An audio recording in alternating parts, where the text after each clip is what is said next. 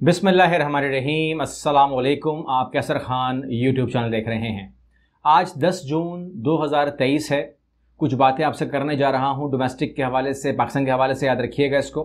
ख़बरें भी हैं मेरे पास, वो भी दे दूं, अंदर की ख़बरें भी हैं वो भी दे दूं, और उसके बाद जो है हम बात करते हैं। यहाँ पर यह है कि सबसे पहले आपको इन्फॉर्म कर दूँ कि आने वाली 2 महीने, जो एक चल रहा है जून और एक जुलाई, ये पाकिस्तान के लिए वो महीने हैं जिसके लिए हमेशा कहा गया है कि पाकिस्तान एक मुश्किल दौर से गुजर रहा है।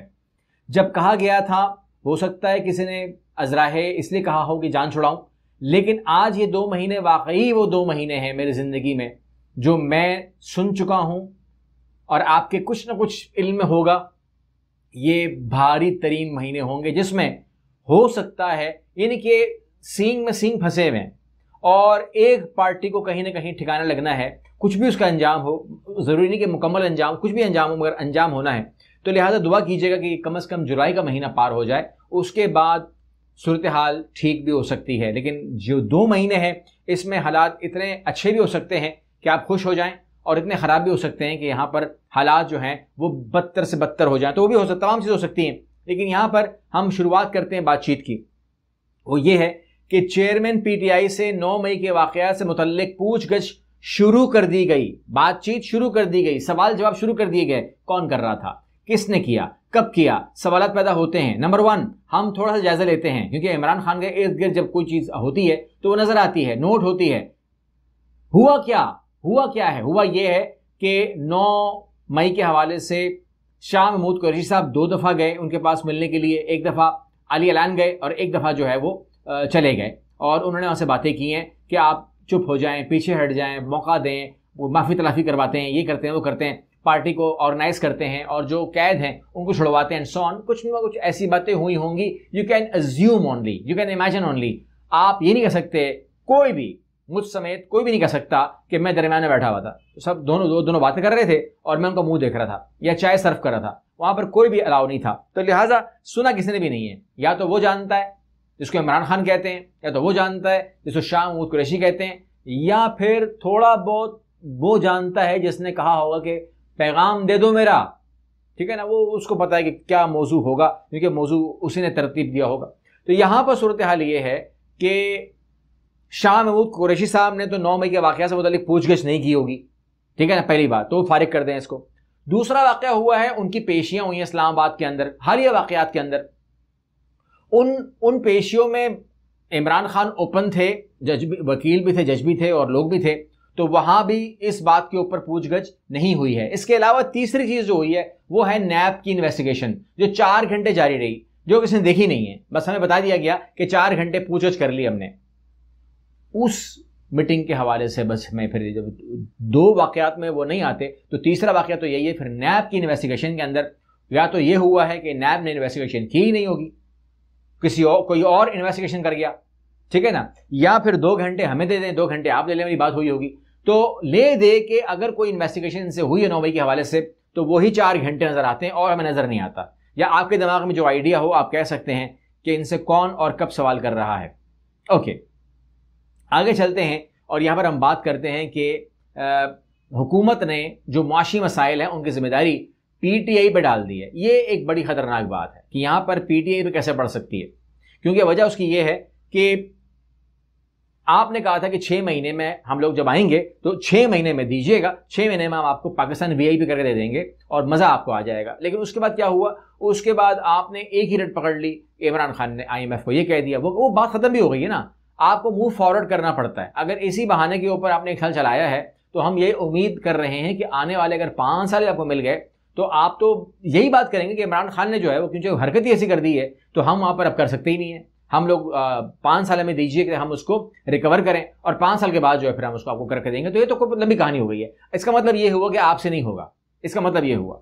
दूसरी बात ये है कि अगर आपसे नहीं होगा तो पीडीएम के इस टाइम मार्केट वैल्यू है क्या? मार्केट वैल्यू ये है कि आप खुद, आपका वोट बैंक खुद प्रॉब्लम में है। आप कितनी सीटें जीतेंगे ये बात मुश्किल है।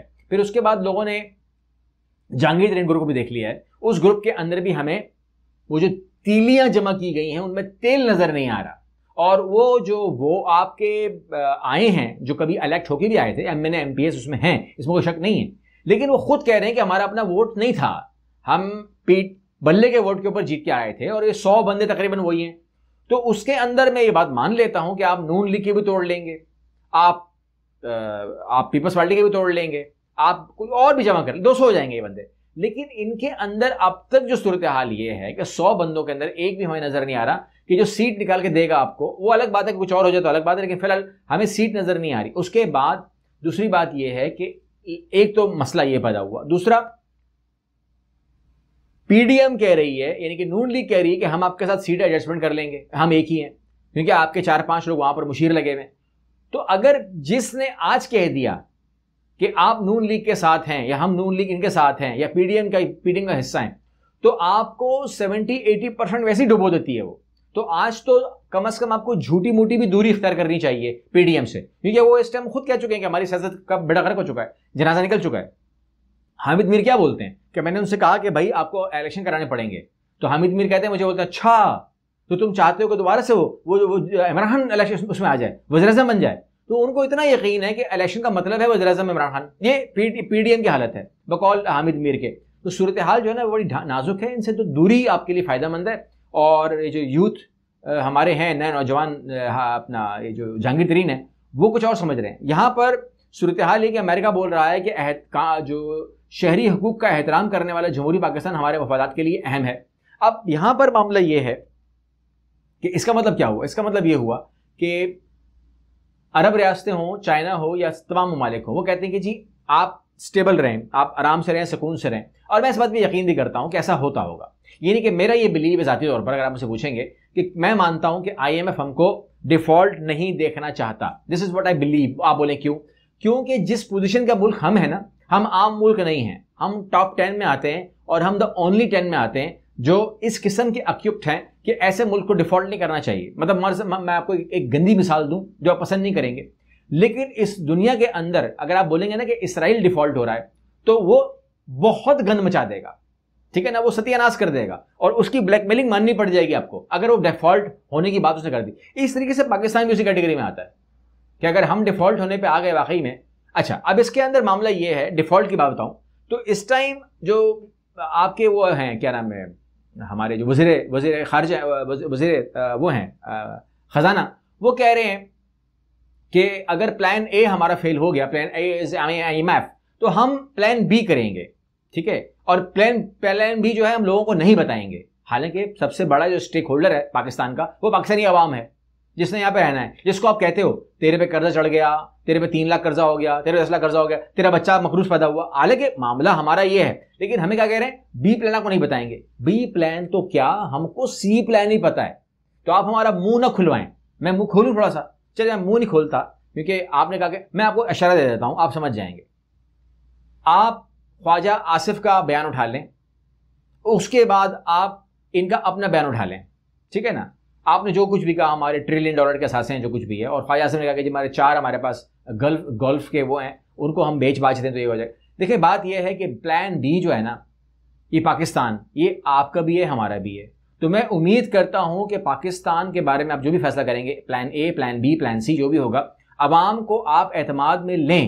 اگر آپ نے عوام کو اعتماد میں لیے بغیر کوئی فیصلہ کیا تو اس کے اوپر ریئیکشن آئے گا, اور آپ کو نہیں کرنے دیا جائے گا, وہ خراب ہو جائے گا, ختم ہو جائے گا. لہٰذا اگر کوئی دماغ میں اس قسم کا پلان بھی آ رہا ہے تو دماغ میں رکھیے گا کہ آپ کو بتانا ہوگا, بتا دیں, اعتماد میں لے لیں. اگر ہمیں سمجھ میں آ گیا تو برداشت کر جائیں, کوئی بات نہیں, ٹھیک ہے. ہمیں بھی سمجھ میں آتی ہے بات, یہ آپ کی مصیبت ہماری مصیبت ہے, ہم اسے سمجھ جائیں گے. ورنہ جو مجھے بلیو ہے وہ یہ کہ آپ پلان سی کو پلان کر رہے ہیں, اور پلان سی آپ کے پاس موجود ہے. آپ پلان بی کی دھمکی مت دیں, آپ نے پلان سی اپلائی کرنا ہے, اور وہ آپ کے لیے آسان ہے کہ آپ اپلائی کر سکتے ہو اپنے لیے. لیکن پلان بی آپ اپلائی نہیں کر سکتے. پلان اے کے اندر توجہ دیں, IMF سے بات بنائیں. IMF آپ کو ڈیفالٹ کرنا نہیں چاہتا. IMF نے آپ سے ایک تقاضا کیا ہے, IMF نے آپ سے کہا ہے کہ ہماری شرائط مانیں. آپ نے ان کی شرائط نہیں مانی. پاکستان کو آپ کہہ رہے ہیں ہم نے شاید تمام شرائطیں مان لی ہیں, ٹھیک ہے. میرا خیال ہے کہ آپ نے ان کو اب تک تو جو بیوروکریٹس ہیں, جو ٹیکنوکریٹس ہیں, جو جوڈیشری ہے, آپ کی اسٹیبلشمنٹ ہے, آپ کے خود آپ کے لوگ ہیں, آپ نے میرا خیال ہے ان کی بھی کوئی ان کے ٹیکس ریٹرنس تک نہیں دکھایا ان کو, آپ نے نہیں بتایا آپ نے. اور اس کے علاوہ ان سے انہوں نے آپ سے خرچے پوچھے ہیں، آپ کے جو سرکاری خرچے ہیں آپ نے وہ بھی نہیں بتائے. تو آپ کو ان کو جو آپ سے وہ مانگ رہے ہیں آپ اصل چیز تو دیں نا ان کو، تاکہ ان کو پتہ لگے کہ آپ لوگ کتنے کفایت شار ہیں اور کتنے آپ پابند ہیں، جس کو آپ کہہ رہے ہیں کہ جی ہم لوگ بوجھ ڈالیں گے. آپ کو تو بوجھ ڈالنے کا تمیز آپ کو نہیں ہے نا. آپ کو سچی بات ہے، آپ نے کہا کہ بوجھ ڈالیں گے، تمیز کیوں نہیں ہے؟ تو سمپل سی بات یہ ہے کہ آپ خود کہہ رہے ہوتے ہیں کہ جی 25 کروڑ کی آبادی ہو گئی ہے، چلیں میں 22 ہی مان لیتا ہوں. 22 کروڑ کی آبادی تو ہے، چلیں میں آپ کی 20 مان لیتا ہوں. 20 کروڑ کی آبادی تو ہے، ٹیکس پے کرنے والے 35 لاکھ ہیں. وہ جو انڈائریکٹ ٹیکس پے کر رہے ہیں وہ الگ ہے، صابن کے اوپر، تیل کے اوپر، وہ چھوڑ دیجئے، وہ تو سبھی دے رہے ہیں. لیکن 35 لاکھ لوگوں کو تو آپ نے ذلیل کر کے رکھا ہوا ہے. آپ نے ان کو تو ہر قسم کا دھمکی دی ہے نا آپ نے، کہ آپ نے ٹیکس ریٹرن نہیں جمع کرایا تو یہ ہوگا، جمع کرے تو یہ ہوگا، غلط کیا تو یہ ہوگا. مطلب ہر طریقے سے آڈٹ جو کچھ بھی ہو رہا ہے انہیں 35 لاکھ کا ہو رہا ہے. تو اس میں کتنے لوگ ہیں جو نہیں آ جاتے ہیں، اور جو لوگ نہیں آ رہے ان کو دیکھیں تو صحیح طرح. لہٰذا آپ کو 35 لاکھ کو 22 کروڑ کرنا ہوگا، اور جو باتیں آپ 35 لاکھ سے کرتے ہیں سب سے کرنی پڑیں گی آپ کو. اس کے بعد پاکستان واحد دنیا کا ملک ہے جہاں پر اپنا فائلر اینڈ نان فائلر کا کانسیپٹ دیا ہوا ہے آپ نے. ایسا کون سا ملک ہوتا ہے جہاں میں نان فائلر ہو، نان ٹیکس پیئر ہو؟ ایسا کون سا ملک ہوتا ہے؟ یہاں پر کوئی ملک نہیں ہوتا ہے. یہ کوئی برنائی تھوڑی لگا ہوا ہے، پاکستان ہے یہ. اگلی ویڈیو ملتے ہیں، اللہ حافظ.